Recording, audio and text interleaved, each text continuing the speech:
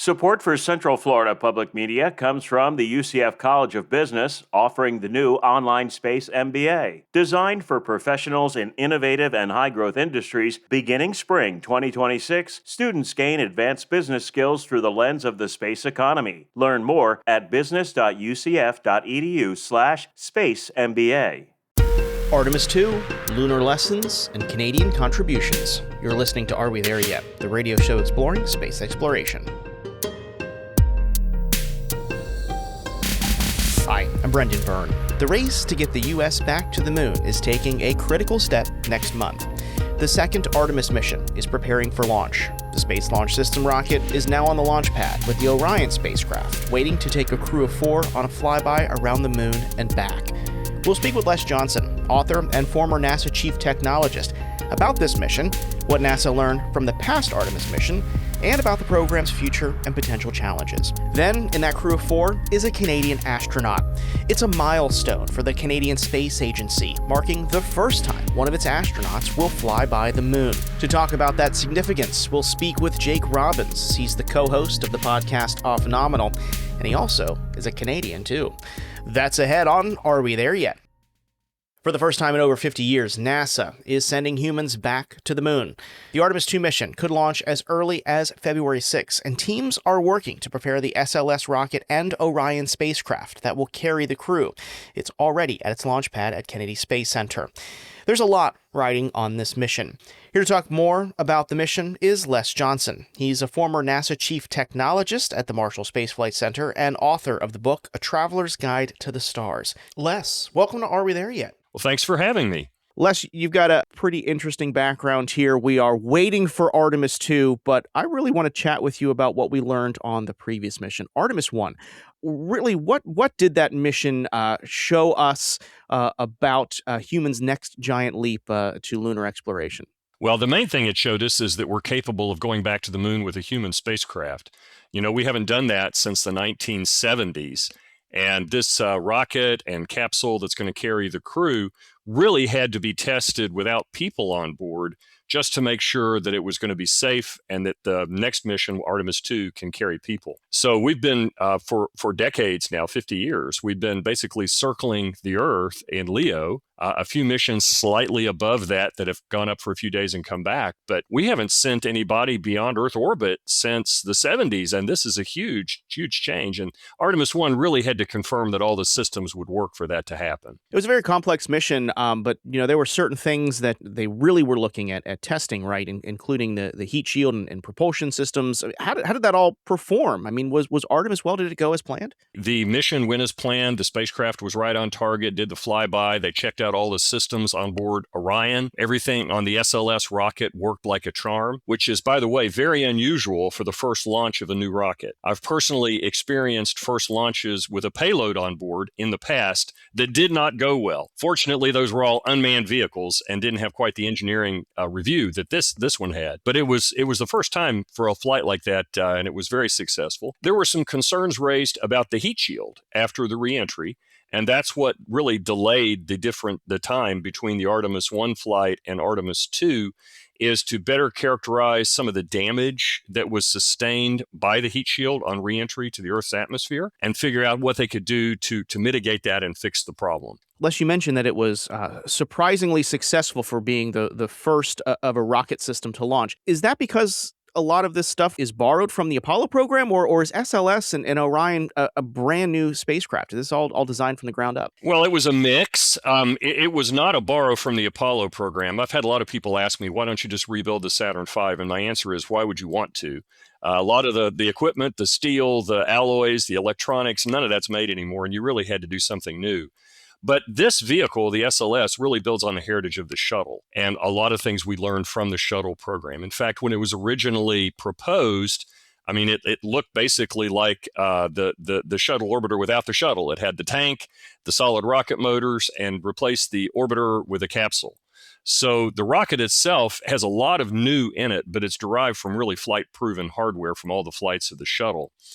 The Orion did lift a lot from our history with Apollo, but they had to do it differently. They had to make it bigger because this flight's going to carry 4 people, not 3. And the operations we'll be doing at the moon for the landing, which will come next, are going to require some capabilities that really weren't there for Apollo. It's going to have a capability to do loitering in space for a long period of time, to maybe go to the Gateway, which will be an unmanned station that eventually is placed in lunar orbit as a staging ground before crew goes to the surface. A lot has advanced in capsule and human spaceflight. And if I'm not mistaken, it will be taking the first toilet around the moon, right? Yeah, well, the whole life support thing is a huge deal. For Apollo, we were designing the whole program for astronauts to spend, about a week in space and less than a day or so on the moon. But the Artemis program is really a stepping stone to a long duration presence on or around the moon. And when you're thinking about things like that, you think about how you can improve the quality of the trip for the astronauts, and you think about all the systems that are going to be needed to keep them alive and healthy. And one of those would be a toilet instead of, I think, some rather familiar and disgusting things you have to do in a capsule if you don't have a bathroom. Things they didn't talk about much on live TV. Les, NASA wants that sustained presence. They want to be able to have humans live for long durations around the moon, on the surface of the moon. But in order to get there, as you've mentioned, Artemis II has to go well. What is still left to learn with the Artemis II mission? Well, I think the thing left to learn is how all the systems are going to perform with an actual crew on board. There are steps toward validating new technologies that you have before you make them operational. I think the main thing to learn from this flight is everything work as it's supposed to? And if not, why not? So it can be fixed for the next flight.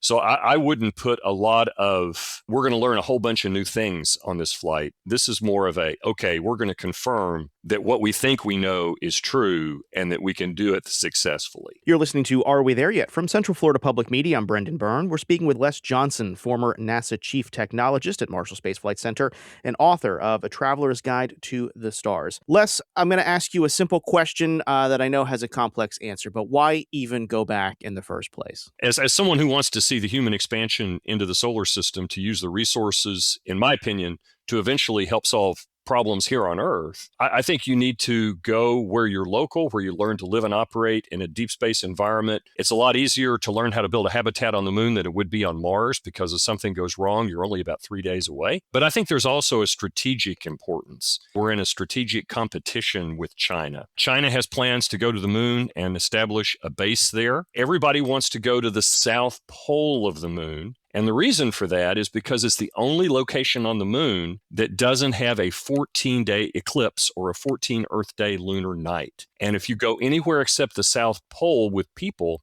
you can't stay after the sun sets because your batteries will soon deplete. There's no sunlight for solar power. We don't have a space-qualified nuclear reactor to power your base, and the people would have to come home or die. But if you go to this small region at the South Pole, you have continuous sunlight due to the axial tilt of the moon. So it is the prime real estate. And it just so happens at the South Pole of the moon, in the craters, there's thought to be a lot of water ice from comets that crashed there many years ago and have been in shadow and barely above absolute zero since that time. So they haven't melted or evaporated since then. So you have water. If you have water, you have drinking, cleaning. You can make rocket fuel by splitting it into hydrogen and oxygen. Finally, in history, the nations and groups of nations, and the Artemis is a group of nations, and the Artemis Accords, many countries are involved in this. We're going to be establishing the open access and the rules of the road for who can go and come from this small area of real estate on the South Pole of the moon. And I think the U.S. strategically wants to set that up as a free passing zone open to all and not claim any territory or land or operational zone around the landing site. And if we're not there first, there's a risk. I'm not saying they would do it, but there's a risk that some other country might say, hey, we're here, you land somewhere else. And there really is nowhere else good to go. According to NASA's plan, that first landing, those boots on the ground in that area, would be Artemis III, right after this mission, if it is successful and those lessons are learned. What challenges still remain for that mission? Well, there's been a lot in the press about this with the new administrator coming in and the new administration. There is a lot left to be done, unfortunately. The architecture, the plan, is for the lander to be much bigger than the Apollo lander. There are contracts out for the next landing to be with SpaceX, which would take that big rocket's upper stage and turn it into a lander. And they're working on that in partnership with NASA. There's also a contract that NASA's working with Blue Origin to take their Blue Moon lander concept and adapt that for landing on the moon. The difference is it takes a lot of propellant to get in and out of the gravity well on the moon.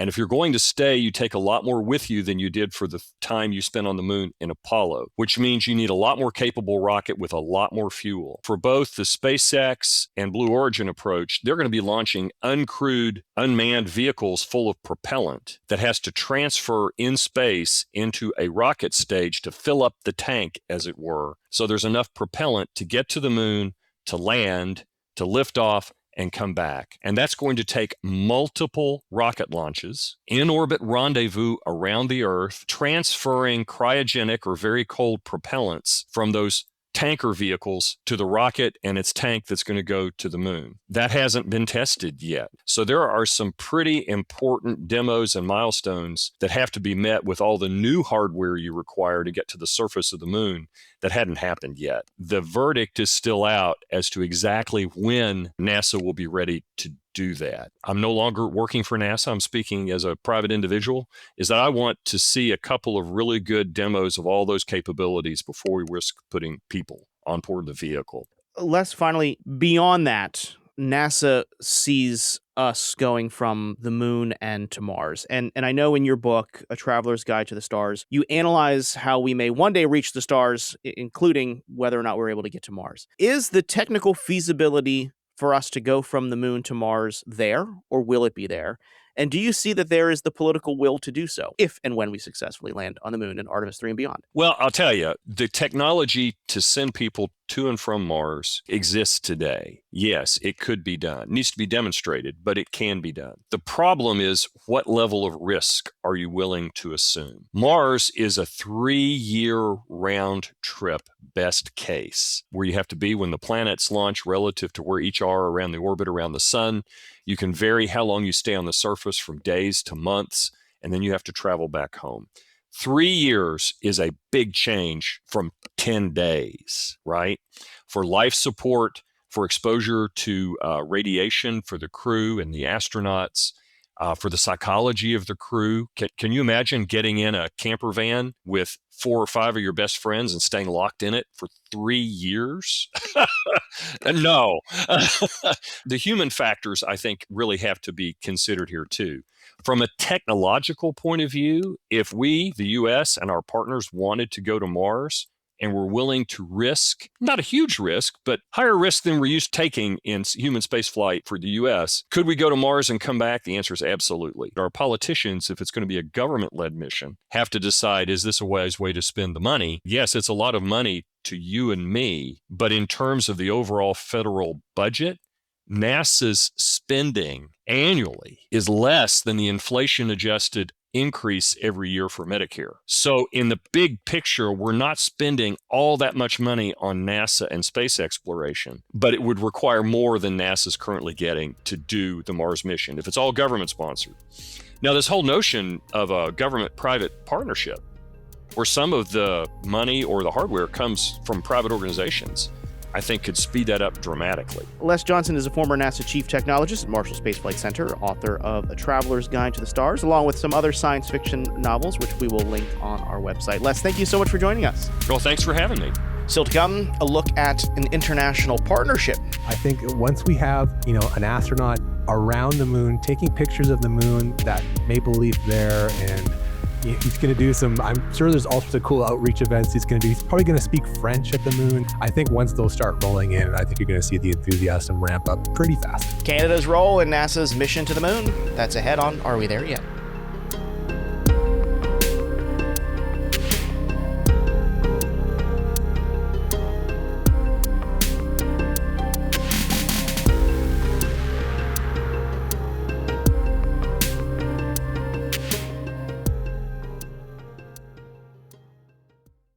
You're listening to Are We There Yet? From Central Florida Public Media. I'm Brendan Byrne.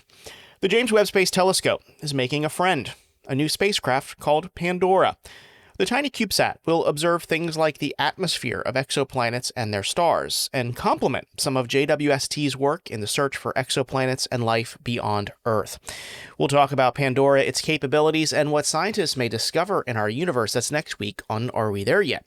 But for now, we're talking about the U.S.'s neighbor. For the first time, a Canadian astronaut will fly around the moon. That's during the upcoming Artemis II mission. The Canadian Space Agency's Jeremy Hansen is a mission specialist on Artemis II. The assignment is a testament to the partnership that's involved in the Artemis program, and it's another example of the U.S. and Canada's collaboration in space.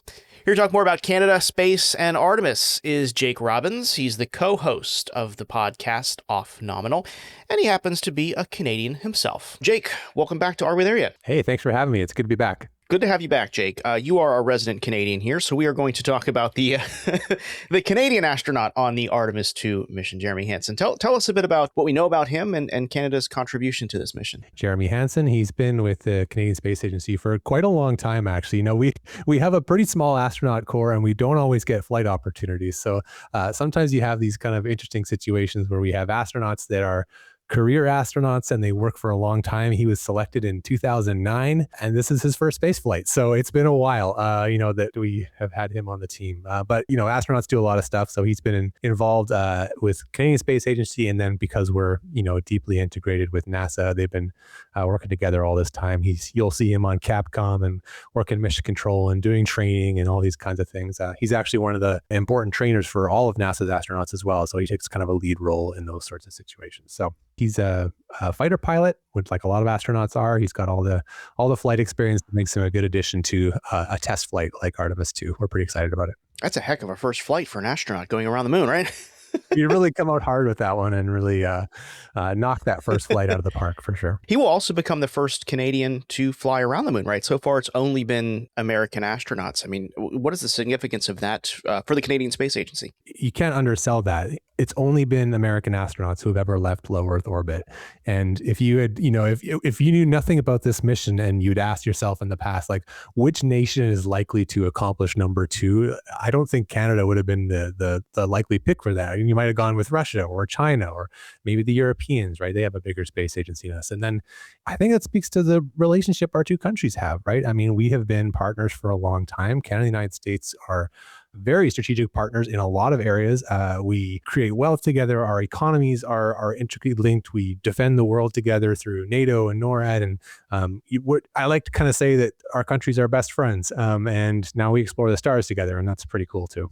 This isn't new, Jake, right? I mean, this relationship with the Canadian Space Agency and NASA has been happening for a while. I'm thinking of just that robotic arm on the International Space Station, right? Tell us a bit about how long this relationship has been and what it's accomplished. I think it would probably be fair to say that the relationship started with the space shuttle program in earnest, right? I mean, that is when we had our first astronaut corps. Our first astronaut selections happened in the early 1980s, and we had our first missions on the space shuttle along with you guys, and that was in return for our contribution of the infamous Canadarm.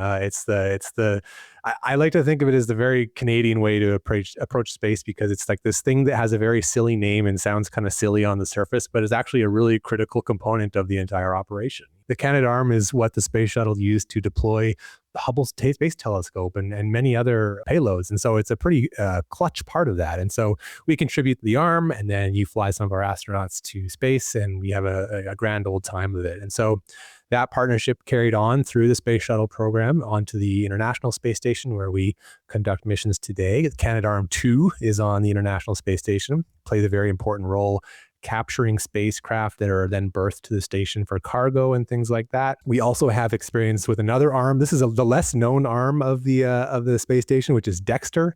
And it's kind of like a little repair robot that it's honestly, it's kind of sci-fi. It like scampers around the outside of the space station and like crawls around from handhold to handhold, and they can do repairs on the outside of the station with that. And so that's our contribution as well. And then we're carrying on that lineage with this flight. This Artemis II flight is partially in exchange for the Canadarm3, which is the third iteration that's going to go on the gateway around the moon, the lunar, orbiting station. And so we're really excited excited to be a part of that and continue our heritage of giving you guys a hand, literally, right? So Yes, certainly. U.S. astronauts have kind of dominated, human space flight. And as you mentioned, Canada has a very small but mighty astronaut corps. Is there the same amount of public interest with Canadians when it comes to human space flight? Do people follow it as closely as us Americans? I would say probably not. It's different when you're not running the program, right? When the mission launches from a NASA facility on a NASA rocket with a NASA mission control, we're along for the ride, and we're proud of what we do up there. But it's definitely a different experience. And it's sad, but the relationship between our countries has been a little tense this year. There's not always the joviality between our talks. There's a lot of stuff going on that's probably muting the enjoyment of this thing. But I'm really hopeful that this is going to spark a new kind of wave of enthusiasm in Canada, and hopefully maybe help us solve some of our relationship issues that are going on in other domains this time of year. But we had a really enthusiastic response to Commander Hadfield when he went to the space station. He was the first Canadian astronaut to actually command an expedition at the space station. So he was in charge of the space station while he was there. He was really great at outreach. Chris Hadfield is fantastic at connecting with the regular public. And so that was a really good response. And I'm hoping that this will do the same thing, because it's flying a little under the radar right now. But I think once we have, an astronaut around the moon, taking pictures of the moon, that maple leaf there, and he's going to do I'm sure there's all sorts of cool outreach events he's going to do. He's probably going to speak French at the moon. That is these are like little cultural things that matter a lot to us. And I think once those start rolling in, I think you're going to see the enthusiasm ramp up pretty fast. Jake, we've heard stories on the International Space Station where, participants, astronauts, cosmonauts, they share a bit of their culture, their nationality through trinkets and food and all sorts of things like that. If you were Jeremy, what would you be bringing on Orion with you to the moon that is truly something that is only Canadian? That is a great question. I'm curious to see if there's any kind of Canadian foods or beverages that make their way up there. That would certainly be something. I don't know if we've seen a poutine in space yet, and definitely haven't seen one around the moon. So that would be really fun to see. What would I bring?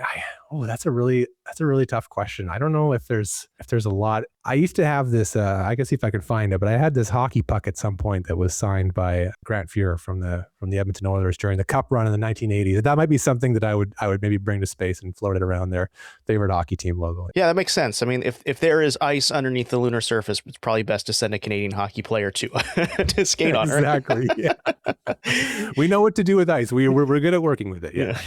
You're listening to Are We There Yet from Central Florida Public Media. I'm Brendan Byrne. We're speaking with Jake Robbins. He's the co-host of the podcast Off Nominal. Jake, I want to speak a little more broadly about Artemis II now. You have been following the space industry for a very long time. It seems like this moment we've been waiting for a very, very long time, but then it's all of a sudden here. What does it mean to you to actually know that Artemis II is going to launch as early as next month? It kind of snuck up on us. The challenge with these Artemis missions so far has been cadence. Cadence is not very fast. And if we're trying to do a comparison to the Apollo program, where once that got going, the flights were happening very regularly. It's hard to forget that. We remember that Apollo 11 was in 1969, but Apollo 12 was also in 1969. Like, they were happening that close together. And this mission, the Artemis program has not reached that cadence yet. So we haven't had a flight since 2023. It's been something like three years and change since the last flight, and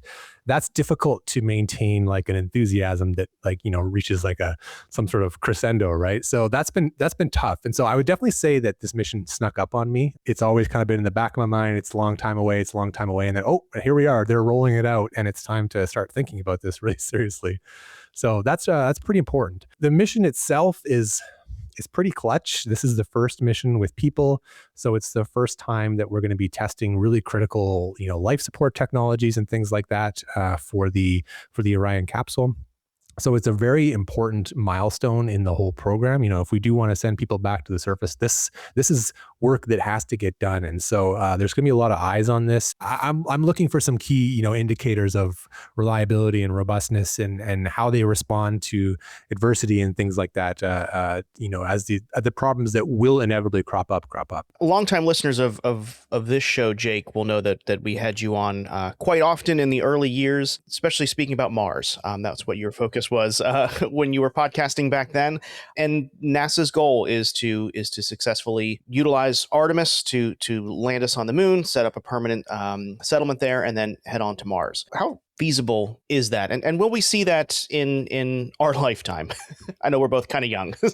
Yeah. I mean, that's the $1 million question, right? Or maybe it's the $1 billion question would be a more appropriate way to put it. I've become more skeptical of that in the recent years. I think that this is something that comes with experience. The more I learn about the challenges of doing that, both technical and financial and political, because there's a lot that has to go into making something like that happen. It is a non-trivial, endeavor, so to speak. The amount of work that has to go into that means to me that the ultimate success of reaching Mars as a human being is still a ways off. However, what I would say is that we've never been in a time where we're moving towards that as fast as we are now. I think that we have a very fortuitous sort of collection of circumstances where we have a good private sector that is willing to make investments in the space industry. They're thinking about it. They're putting their money in it. They're trying to invent new things. Not all of it works, but all the, eventually technology comes out of that. We're seeing costs go down. We have some political will in terms of, geopolitics. We have a moon program that's on the horizon here where we're going to be able to, in a modern context, evaluate how people respond to space outside of low Earth orbit and in low gravity environments. Like, there's a lot of things happening here that ultimately don't have a direct line to Mars, but they have a very indirect line to Mars, a very important indirect line to Mars. And so I'm excited about that. I think it's one of those things where you have to enjoy the journey more so than the destination. So I'm hopefully that's something that everyone can have fun with as we march on ever forward. Finally, Jake, Artemis II is a critical step in that plan to get humans into deep space. Where are you going to be following along the mission at? Yeah, I'm going to be watching from my home here in Mexico. I've moved away from the cold, which makes me maybe not a very good Canadian anymore. But I live south of you now in the Yucatan Peninsula, and so I'll be watching here. I'm going to see if I can rally the troops. We've got a few Canadian immigrants who've come here, and I'm going to see if we can get them together. There's a Canadian bar downtown in my town here, and I think that we could maybe put it up on a screen and have some poutine and some beers. Yeah. I wish I was down there celebrating with you. That sounds fantastic. We've been speaking with Jake Robbins. He is the co-host of the Off Nominal podcast and our resident Canadian here on Are We There Yet? Jake, thanks for joining us. Hey, thanks for having me. That's going to do it for this week's show. If you're not already, be sure to subscribe to the show's podcast feed so you never miss an episode. Do that on Apple Podcasts, Spotify, or really wherever you get your podcasts. Stay connected with this show. Follow us on social media. You can find us on Instagram and Facebook. We're at AWTYSpace. If you got an idea for a future episode of the show, or you think you might make a great guest, well, reach out to us. We want to hear from you. Our email is arewethereyet@cfpublic.org.